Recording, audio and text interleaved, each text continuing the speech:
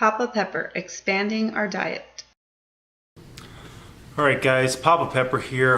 Just wanted to do one today where me and my wife share with you a little bit because we're reflecting lately on just how moving towards a more self-reliant, self-sufficient homesteading lifestyle has just expanded even just what we're eating astronomically as we've done that. So you guys have probably heard that behind every good man is a better woman, and that's certainly true in this case. So I'll move to the side so you can see that woman behind me.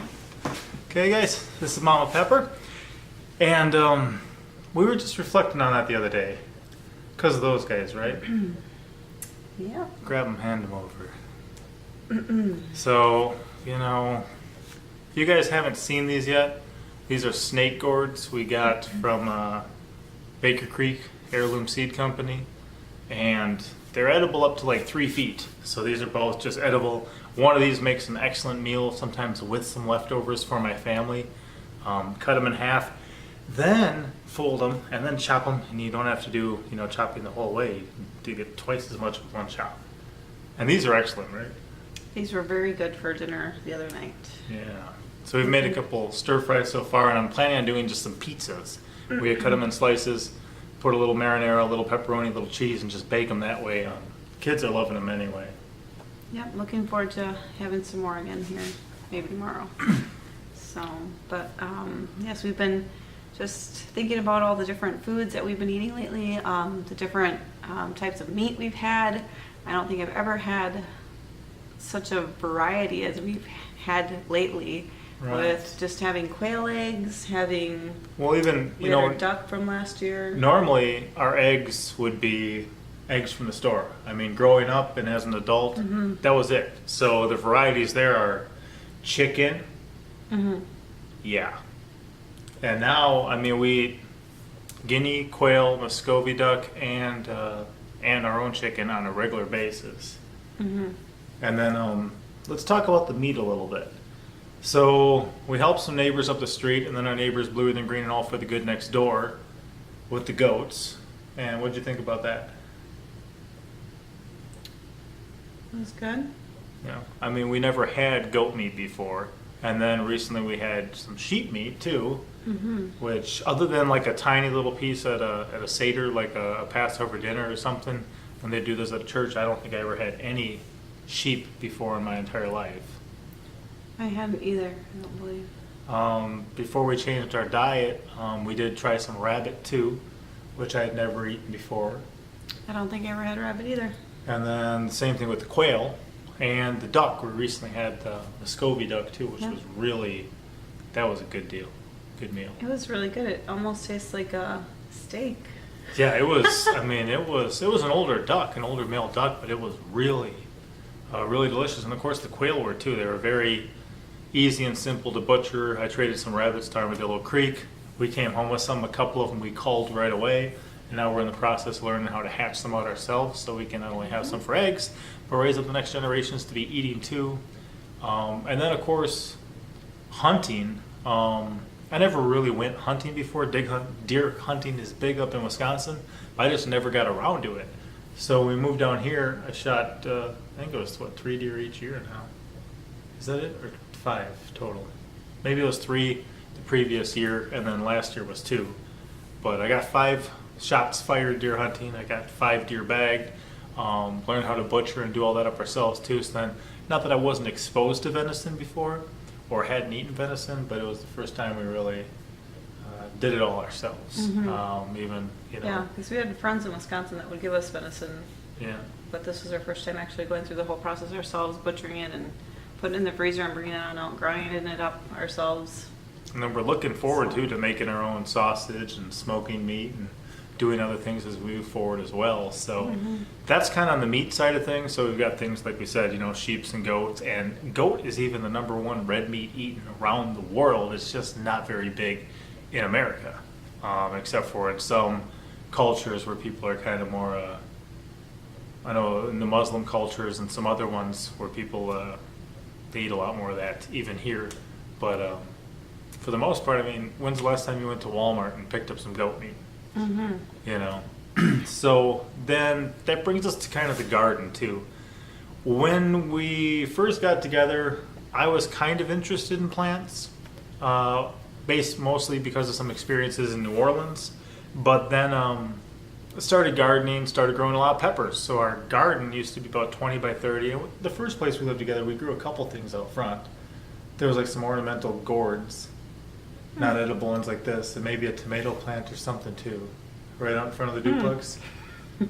I planted them there. I don't remember. And then we got a 20 by 30 garden eventually, which used to just be pretty much hot peppers. I'd have a large variety of hot peppers from around the world and just grow a bunch. But then we started having kids, and I realized, I got to grow more food because kids eat food. And so we started doing that up there, and then we moved down here and continued that. And, even a friend of ours up in Wisconsin was like, wow, you must really like gardening. I'm like, well, I really probably wouldn't care much about gardening if it wasn't for the free food.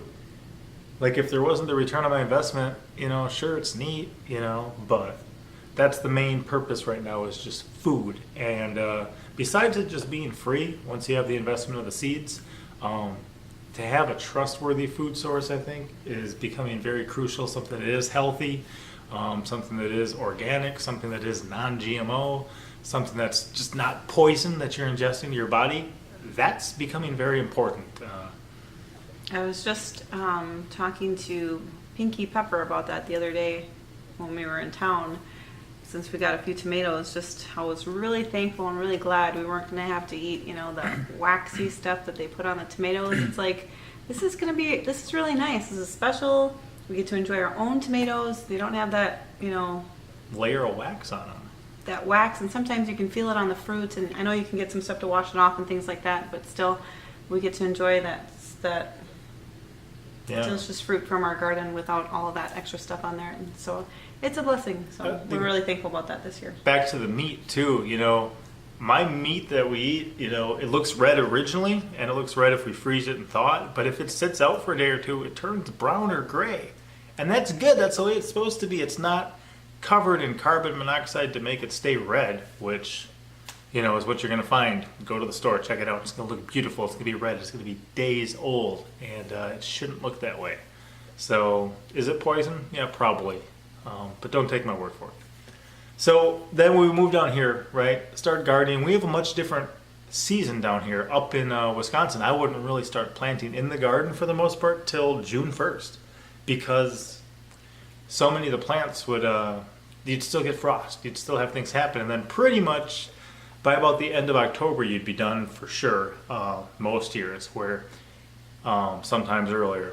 But here we have a much longer growing season. It's much hotter. So we started getting into things like snake gourds. That was a new one. Kiwanos, the African horned melon, the jelly melon. That was a new one for us. The noodle beans were... Chinese red noodle beans. I love them hands and feet above the pole beans because the bugs pretty much leave them alone. They grow like this long when you can still eat them. You can grow them longer for seed.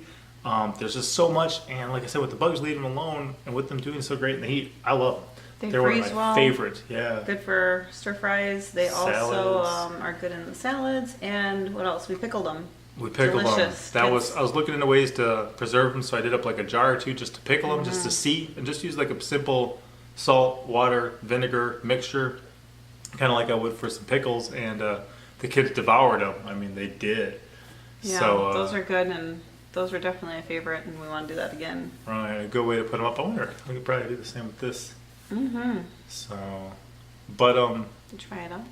So we've got this different, like all that stuff. I don't know. I never saw a noodle bean at a farmer's market or a grocery store. I've never saw a snake gourd. I've never saw some of the different things that we're getting into. We got Malabar spinach growing this year. We'll try it this week. We've never tried it before. Looking excited to it. Ran into American Homestead, and we got the tiny little cucumbers, the baby fat achicha cucumbers, the Egyptian spinach, the papalo. Is that the cilantro substitute? Something like that. But, those type of things too. And then once you kind of open the whole world of wild edibles, because as we are being more self-sufficient, it's just finding food everywhere. Our land is pretty much going to be a place to live, a place for some animals, and a place for food, to grow our own food. And there's a lot of food already growing out there. So some of the stuff like lamb's quarters and creepy Charlie and stuff we had stinging nettle we learned about and started doing up north, but then you move down here and there's things like, the passion fruits just growing wild. Those things are so amazing. I love them. And we plan on running some on the chicken coop and stuff, I think, as we move forward. What else you got? I think that overall, if you look at even the native peoples of a lot of places, okay, there was a time when people were aware of their surroundings. They could get lost in the woods and they wouldn't come out starving or dead, because it's all food. So much of it, not all, but so much of it's food. And people would normally have a large variety of things in their diet because they were aware of what you could eat. They would grow certain things, hunt certain things, forage certain things. And now it's pretty much, do you want pears, apples, or bananas, or grapes? Or do you want cauliflower, iceberg lettuce, which, it's kind of like a green cloud. I mean, if you compare the nutritional content of iceberg lettuce as opposed to like lamb's quarters or something, it's crazy to see. So I think that these days people get sucked into just, here's the 3 main foods you're going to eat, and that'll be it for the rest of your life. And some people are very, accustomed to that.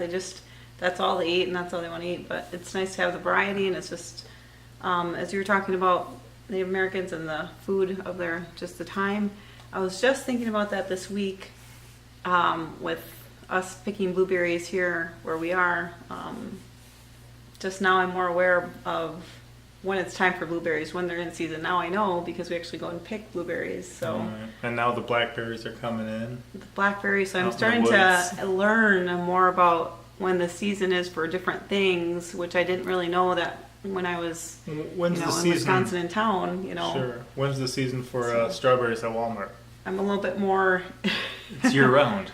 Yeah. I'm a little bit more getting more in touch with. Hey, this starts to come around this time, and this is more around this time because I'm more around it, kind of like the Native American people were. They were, sure. More, and even if you want a nice, healthy wild salad, early in spring you can get your henbit, purple dead nettle, and red bud. But you wouldn't be able to really find that stuff right now. We're in a different, season of eating. And I think one thing, too, is I kind of mentioned, like, nutritional value. We were just having a stir fry with some of these, some plantain and some lamb's quarters the other day. And I told the kids, I'm like, you're going to taste this, and it's going to taste rich, it's going to taste full, it's going to taste strong. Because there's so much nutrients and vitamins and minerals and stuff in it. And unfortunately, our whole palate sometimes gets dumbed down by what we buy at the store, and even how much of what you're eating is just sugar or high fructose corn syrup or sucralose or something just to make it sweeter, or how much of what you eat is just colored that way. There's so much that they just dye food a different color so you'll eat it better. Like, I don't know, it can't be good for us.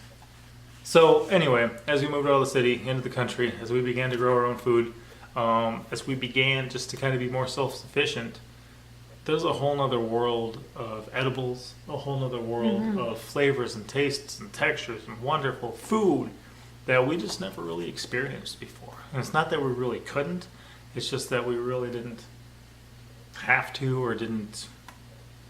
Yeah, I guess it's easy enough not to. Oh. But we do still buy groceries at the store, just so you're aware. We do appreciate the grocery store still, but we also really appreciate growing our own stuff. So we're really thankful for that we can, and that we can do it together as a family, and